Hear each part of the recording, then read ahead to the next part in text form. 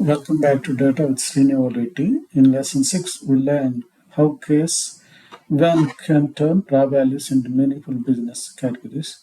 Today, we are taking another important step in SQL Fundamentals Subqueries. Let's begin with the business question on the slide. Imagine that healthcare executive asks us which providers have total claim amounts above the average provider total. At first, this sounds like one question, but before we can identify the providers who are above average, SQL first needs another piece of information. What is the average provided total? So we really have two smaller questions. One question, what is the average provided total? Question 2, which providers have totals greater than that average? This is exactly the type of problem a subquery helps us to solve. A subquery is a query written inside another query. The inner query provides information, the outer query needs. The inner query answers the smaller question, find the average. The outer query uses the result to answer the larger business condition, find the providers above that average. Together, they produce the final business answer. The mental model I want you to remember throughout this lesson is very simple. A subquery answers one question, so the main query can answer another. We are not making SQL more complicated. We are breaking a larger business problem into smaller logical pieces. By the end of this lesson, you will understand why subqueries exist, how the syntax works, the difference between single value and multi-row subqueries, when to use them, how subqueries compare with joins, and how to avoid common mistakes. Let us start by seeing why subqueries are better than manually running two separate queries. Before learning more syntax, let us understand the problem subqueries solve. Look at the left side. Without a subquery, suppose we need to find provider whose total claim amount is above the average provider total. Without a subquery, we could solve this manually. Step 1, run a query that calculates the average. Step 2, copy that value. Step 3, paste that value into another query. Step 4, run the second query. Technically, that can work, but there is an important problem. What happens tomorrow when new claim arrives and the average changes? The number we copied yesterday may already be outdated. We would have to repeat the process again. That creates unnecessary manual work and introduces possibility of using the wrong value. Now look at the right side with a subquery. The inner query calculates the value automatically. Outer query immediately uses that value. Everything stays inside one SQL statement. The database determines the value when the query runs. We do not have to copy or hardcode that value. This is why the words at the bottom matter: dynamic, maintainable, and no hard-coded average. If the underlying data changes, the subquery can calculate the new result the next time the statement runs. This is one of the major benefits of subqueries. They allow our SQL to depend on the data itself rather than one number we manually copied from an earlier query. So when you see a business question that says things like above average, below maximum, belong to this dynamically generated list or compare against value calculated elsewhere, you should start thinking about whether subquery could help. Now let us build the mental model more carefully. There are three logical pieces on this slide. First, the inner query performs a smaller calculation or lookup. Second, that query produces result. Third, the outer query uses that result. For our provider example, the inner query might calculate the average provider total. Let us imagine the result is $1,360,000. The outer query can then ask which provider totals are greater than that calculated value. So the useful beginner mental model is inner calculates, a result is produced, outer applies that result. There is one technical point I want to phrase carefully. You will often hear people say the inner query runs first. That is useful and understanding the logical dependency because the outer comparison depends on the value produced by the subquery. However, SQL Server as a query optimizer And the physical execution plan does not always have to follow the SQL text in a simple top to bottom way. For this fundamental lesson, you do not need to study optimizer internals. Just remember the dependency. The subquery provides information, the outer query needs. The mental model will help you read and write subqueries correctly without creating an incorrect assumption about how every execution plan physically operates. Now let us look at the standard syntax pattern. At first glance, a subquery can look like one large SQL statement. I recommend that you do not read it that way. Instead, identify two separate queries. The outer query is the main query. It returns the final rows that answer the business question. Inside the parentheses is the subquery. The parentheses usually separate the inner query from the outer query. In this simplified pattern, the outer query says select something from a table where value is greater than, and instead of typing fixed numbers after the greater than sign, we place another select statement inside parentheses. The inner select calculates the value SQL should use for the comparison. Notice the greater than operator between the outer value and the subquery.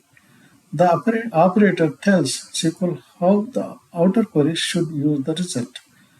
Depending on the problem, we might use equals, greater than, less than, greater than or equal, or another appropriate operator. Later, when the subquery returns multiple values, we'll commonly use in. Now look at the professional habit box. This is one of the best habits you can develop when learning subqueries. Write and test the inner query first. Run it by itself. Ask, does it return the value or list I expect? Only after you understand that, should you place the query inside the outer statement. This makes debugging much easier. And the final query does not work. You already know whether the inner query is correct. So do not think I have to write one complicated query. Think first solve the smaller SQL question, then embed that answer producing query inside the larger query. The first major type we will study is the single value subquery. You may also hear this called scalar subquery. The key idea is exactly what slide says. The subquery returns one value.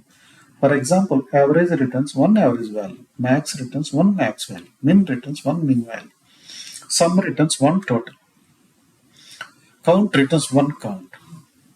These aggregate functions are common inside single value subqueries because they naturally reduce many rows to one result.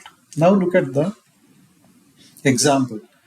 The outer query has provider total greater than a subquery. Inside the parentheses, the subquery calculates average of provider total. If the inner query returns $1,360,000, then conceptually outer condition becomes provider total greater than 1,360,000.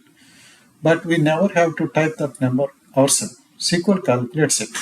Because the subquery returns one value, operators such as equals, greater than equal to, and less than equal to can make sense. The exact operator depends on the business question. For above average, use greater than or equal to maximum, you might use equals. For below average, use less than. Now look at the dynamic box. This is the business advantage. We are not hard coding the average. If the underlying provided total change, the average can change too. The same SQL statement can continue to answer the question using the current data. One important caution, if you use a scalar comparison operator, but your subquery unexpectedly returns multiple rows, SQL cannot treat these multiple rows as one scalar value. This is why you should always understand the shape of the subquery result. Ask yourself, does this inner query return one value or many values? That question determines how the outer query should use it.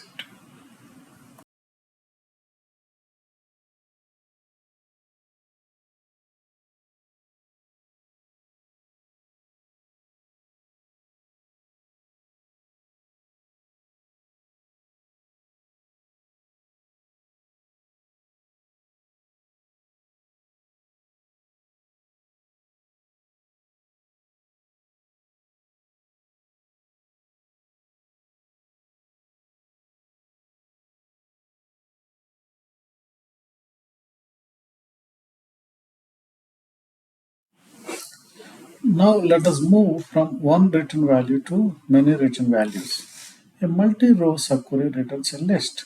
Usually, for the pattern we are teaching here, that means one column containing multiple rows. Let us use healthcare example. Suppose the business asks, show me claims or procedures in cardiology or orthopedics. We may not know every procedure ID that belongs to those specialties. Instead of manually looking at those IDs and typing them into the query, we can let SQL generate the list. Look at the inner query. It selects procedure ID from procedures where specialty is either cardiology or orthopedics.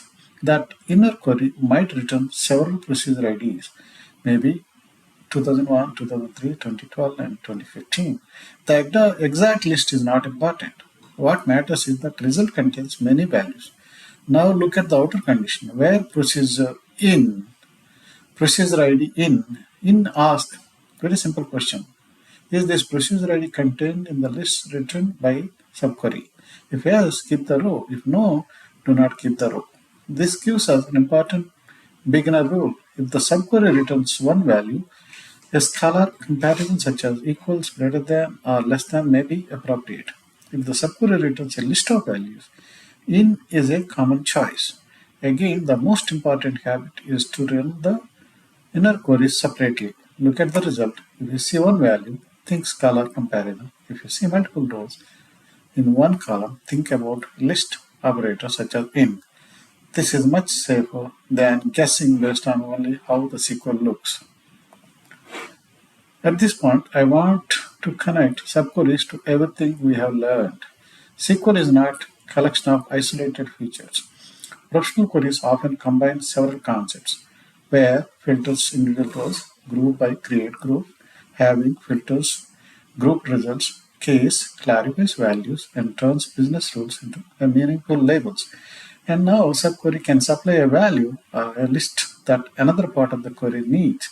Think about how powerful this becomes. We might use where to limit claims to a date range, then group by to calculate provider totals, then having to keep only certain provider groups. Case could classify those providers, and subquery could compare their values to an average or another dynamically calculated result. The business question decides which combination we need. This is an important transition for SQL learning. At the beginning, we learn one class at a time because that makes the concepts easier to understand. But real SQL development is about combining those tools correctly. So do not ask only which SQL feature am I learning today. Start asking what is the business question and which SQL tools help me answer it. Subqueries are another tool in that growing toolbox. Very common beginner question is, should I use a join or a subquery? The answer is not that one is always better. Often solves different kinds of problems, and real SQL can use both. Look at the join side. A join is commonly used when we need to bring related data together from multiple tables. For example, maybe claims table contains member ID and provider ID, but the business report needs member name and provider name. A join can connect those related tables so we can return the information together. The guiding question is, what related data do I need? Now look at the subquery inside. A subquery is useful when one query needs a result produced by another query. For example, the outer query may need compare each provider total to an average calculated by another set. The guiding question becomes, what result must I calculate or retrieve first? This is a conceptual guide, not an absolute rule. There are many SQL problems that can be written in more than one way. Problems solved with a subquery may sometimes be rewritten with a join or a CTE, common table expression, a window function, or another approach. At the fundamentals level, focus on understanding the purpose of each technique. Join commonly combine related data. Subqueries allow one query to use information produced by another query. And professional SQL developers frequently use both techniques in the same overall solution. Choose the approach that makes the business logic correct, understandable, and maintainable. Before the practice challenge, let us cover several common mistakes. Mistake number one, using equals and the subquery returns many rows. If the inner query returns a list, equals expects one scalar value and may fail. For dynamic list, in is often the appropriate operator. Mistake number two, returning extra columns. Suppose the outer query needs a list of procedure IDs. Subquery should return the value needed for that comparison. Do not return several unrelated columns just because they are available. Think about the shape of the result the outer query needs. Mistake number three, hard coding value that should be dynamic. If the business question says above average and the average changes with the data, typing the last month's average defeats one of the main reasons to use a query. Let SQL calculates the value. Mistake number four, debugging everything at once. This is probably the easiest mistake to avoid.